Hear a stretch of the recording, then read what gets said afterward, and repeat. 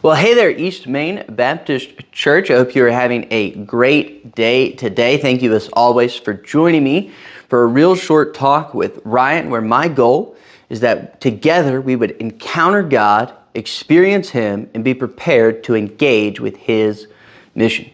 Today, we are looking at Psalm chapter 21, considering the question, do you view your life as a testimony to God's greatness? Do you view your life as a testimony to God's greatness? Because, spoiler alert, it is. We can look to the things that God has done in our life. Look at what David says.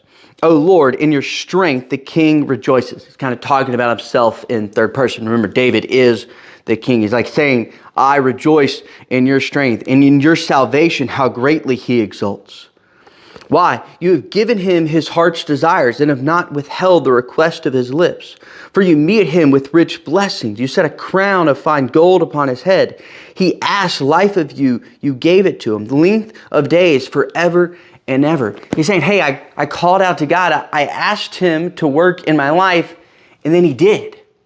He did these things. And because he did these things, I rejoice in him. David recognizes that these things didn't come from him. They weren't because of his abilities. They were gifts of God.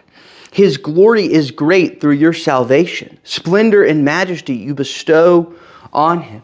Hey, your salvation, if you are walking with the Lord, if you have a saving relationship with Jesus because you have put your faith and trust in what he accomplished on the cross, that is a testimony to the Lord's goodness. That's a testimony to his greatness, that he called you out of darkness, has brought you into the light, and that he has saved you.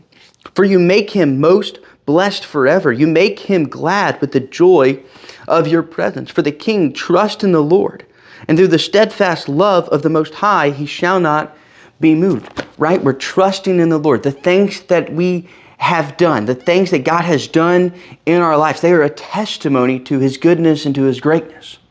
So we can look at the things that he has done, but let's see where David's going, because we can also look forward to the things that he is going to do, the things that he has promised to do in our lives.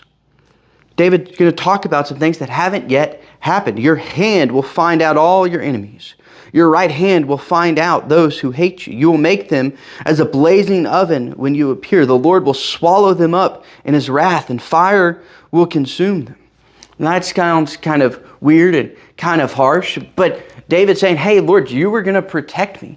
Enemies are going to come against me, but you are going to be right there fighting these battles for me.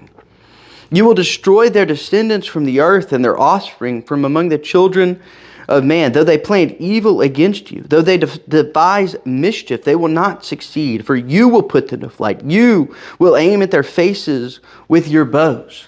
Again, what David's saying here is he's looking forward to how the Lord will continue to provide, how the Lord is going to be in these difficult and hard moments when enemies come against him, and the Lord is going to say, no, I am protecting you, right?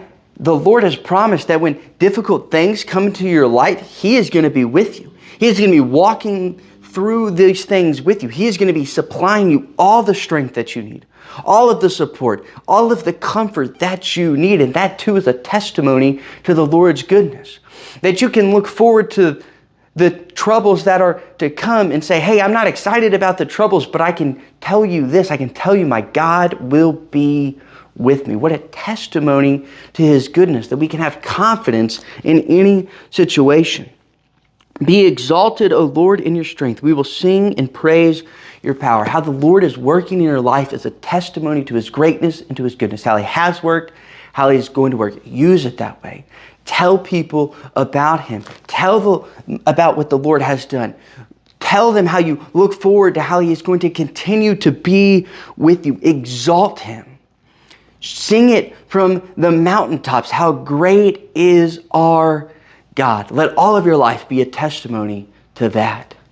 Thanks for joining me today. As always, we'll be back next week for another real short talk with Ryan. And until then, go and glorify his name.